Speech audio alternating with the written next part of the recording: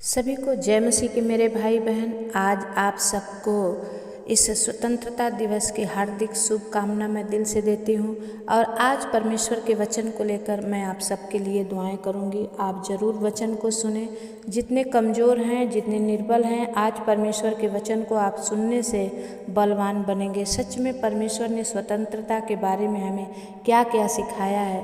गलातियों की पुस्तक 5 का 1 वचन कहता है कि मसीह ने स्वतंत्रता के लिए हमें स्वतंत्र किया है, अतः इसी में स्थिर रहो और दासत्व के जुए में फिर से ना जूतो। मेरे भाई बहन, परमेश्वर के इस वचन के अनुसार हमें सिखाया गया है कि मसीह ने हमें आज़ादी दी है, इसलिए हम उस पर क्या रहें, दृढ़ रहें और अपने ऊपर फिर से गुलामी का बोझ, उस शैतान के बोझ को मत लीजिए जो गुलामी में हमें चला रहा था, अपने इच्छा पर चला रहा था। उस गुलामी के बोझ को हमें नहीं लेना है और परमेश्वर का वो सामर्थी, वो हल्का जुआ लेकर हमें चलने की ज़रूरत है। कुछ लोग मानते हैं कि मसीह जीवन प्रतिबंधों से भरा हुआ है, लेकिन फिर भी सच्चाई यह है कि मसीह का अनुसरण करने वाले वाकई सच्ची आज़ादी मिलती है। मेरे प्रियो, परमेश्वर को मानने वाले सच्ची आज़ादी को लेकर के चलते हैं और जब वो परमेश्वर की आज़ादी आपके जीवन में होती है तो परमेश्वर आप सबको ब्लेस करता है।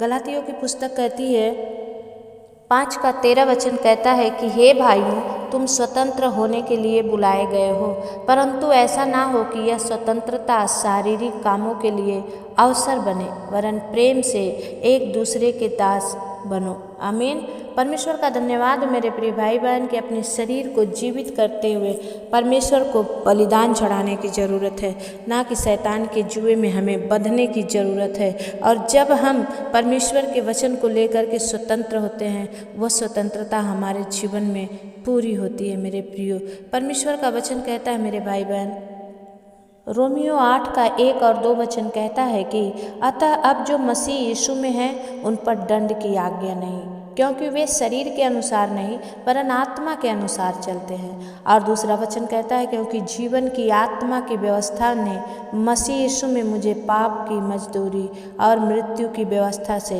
स्वतंत्र कर दिया है। प्रभु यीशु मसीह ने हमें जहाँ स्वतंत्र किया, अपने उस लहू के द्वारा किया है मेरे भाई बहन। और जब हम परमेश्वर का वचन अपने जीवन में सुनते हैं तो हमें हियाव मिलता है, विश्वास होता है कि सच में परमेश्वर प्रेम है और हम भी उस प्रेम में चलते रहे।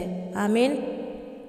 हम जानते हैं, वचन कहता है रोमियो 8 का 28 वचन कि हम जानते हैं कि जो लोग परमेश्वर से प्रेम रखते हैं उनके लिए सब बातें मिलकर भलाई को उत्पन्न करती है, अर्थात उन्हीं के लिए जो उसकी इच्छा के अनुसार बुलाए गए हैं। आमीन। परमेश्वर का धन्यवाद हो मेरे प्रियो कि जब हम परमेश्वर की इच्छा के लिए बुलाए गए हैं तो हम अब आत्मिक दशा में हैं, शारीरिक दशा में नहीं है। उसी 8 का 9 वचन कहता है, परंतु जबकि परमेश्वर का आत्मा तुम में बसता है तो तुम शारीरिक दशा में नहीं परंतु आत्मिक दशा में हो। यदि किसी में मसीह का आत्मा नहीं तो वह उसका जन नहीं है। परमेश्वर के द्वारा अगर हम नहीं चल रहे हैं तो हम उसके जन नहीं हैं। उनके इच्छाओं पर अगर हम नहीं चल पा रहे हैं तो हम परमेश्वर के जन नहीं हैं। और 16 वचन कहता है कि आत्मा आप ही हमारी आत्मा के साथ गवाही देता है कि हम परमेश्वर की संतान हैं। हालेलुया। और यदि संतान है तो वारिस भी। अगर परमेश्वर के वारिस हमें बनाया गया है, मैं जैसे परमेश्वर ने हमारे लिए दुख उठाया है मेरे भाई बहन, दुनिया में और भी बहुत सारे भाई बहन हैं, उनके लिए हमें दुख उठाने की ज़रूरत है। यूहन्ना रचित सुसमाचार 8 का 31 और 32 वचन कहता है कि तब यीशु ने उन यहूदियों से जिन्होंने उस पर विश्वास किया था कहा, यदि तुम मेरे वचन में बने रहोगे तो सचमुच मेरे चेले ठहरोगे। और 32 वचन कहता है कि तब तुम सत्य को जानोगे और सत्य तुम्हें स्वतंत्र करेगा। आमीन। मेरे भाई बहन, आज स्वतंत्रता दिवस पर मैं आप सबको स्वतंत्रता परमेश्वर के वचनों को दे रही हूँ ताकि आप इस वचन को लेकर अपने जीवन में और भी स्वतंत्रता के काम करें। परमेश्वर का धन्यवाद हो। यूहन्ना रचित सुसमाचार 8 का 36 वचन यही कहता है, इसलिए यदि पुत्र तुम्हें स्वतंत्र करेगा तो सचमुच तुम स्वतंत्र हो जाओगे। आमीन। आपके जीवन में चाहे दुख है, चाहे परेशानियां है, चाहे कष्ट है, लेकिन अगर आप प्रभु के अनुसरण करके परमेश्वर की उपस्थिति में चल रहे हो मेरे भाई बहन, परमेश्वर आज आपको स्वतंत्र करने वाला है। आज वो स्वतंत्रता, वो शांति, वो चैन, परमेश्वर कहता है जैसे संसार तुम्हें देता है वैसे नहीं, मैं अपनी शांति तुम्हें दिए जाता हूँ। आज उस शांति को लेकर के हमें चलने की ज़रूरत है। आमीन। परमेश्वर कहता है कि उसने कहा कि प्रभु किसी ने नहीं तुम पर दंड की आज्ञा नहीं दी है, अगर यीशु मसीह ने अपने लहू से आपको खरीद लिया है तो। हालेलुया। लेकिन परमेश्वर के वचन में हमें बने रहने की ज़रूरत है, क्योंकि वचन हमें सिखाता है कि अगर यदि तुम मेरे वचन में बने रहोगे तो सचमुच मेरे चेले ठहरोगे। अगर आपके जीवन में अभी तक कोई चिन्ह और चमत्कार नहीं है, परमेश्वर के वचनों पर बने रहिए मेरे भाई बहन। जब आप परमेश्वर के वचन पर बने रहते हैं, परमेश्वर आपके जीवन में काम करता है। आमीन। आइए हम वचन देखेंगे। भजन संहिता 34 अध्याय का 7 वचन कहता है कि यहोवा के डरवैयों के चारों ओर उसका दूत छावनी किए उनको बचाता है। आमीन।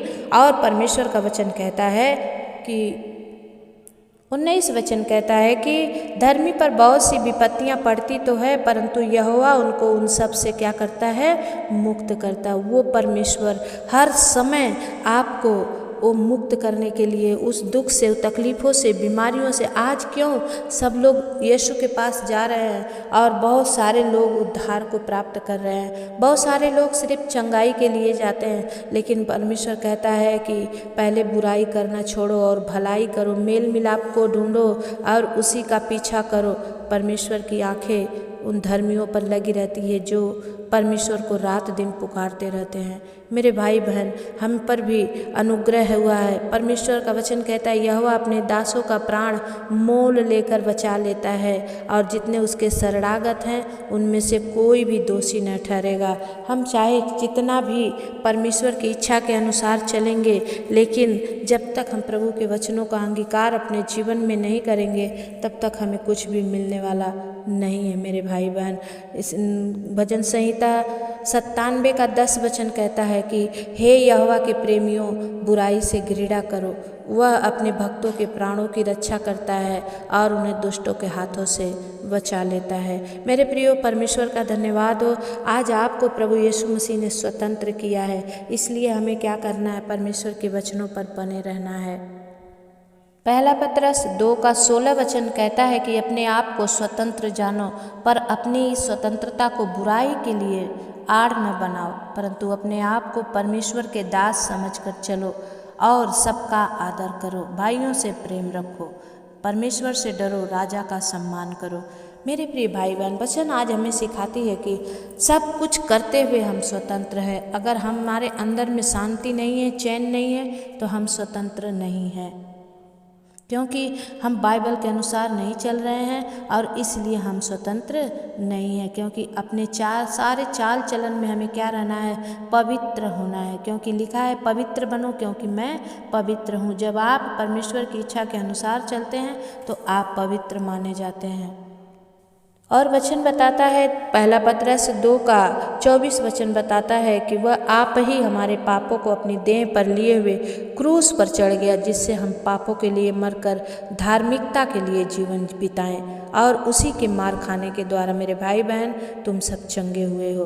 परमेश्वर का धन्यवाद हो इस वचन के लिए कि जब हम परमेश्वर के वचन पर चलते हैं और परमेश्वर की इच्छा के अनुसार कुछ भी करते हैं, वो परमेश्वर हमें देखता और बचाता है। परमेश्वर का वचन कहता है मेरे भाई बहन, याकूब की पत्री 1 का 25 वचन कहता है कि पर जो व्यक्ति स्वतंत्रता की सिद्ध व्यवस्था पर ध्यान करता रहता है, वह अपने काम में इसलिए आशीष पाएगा कि सुनकर भूलता नहीं, पर वैसा ही काम करता है।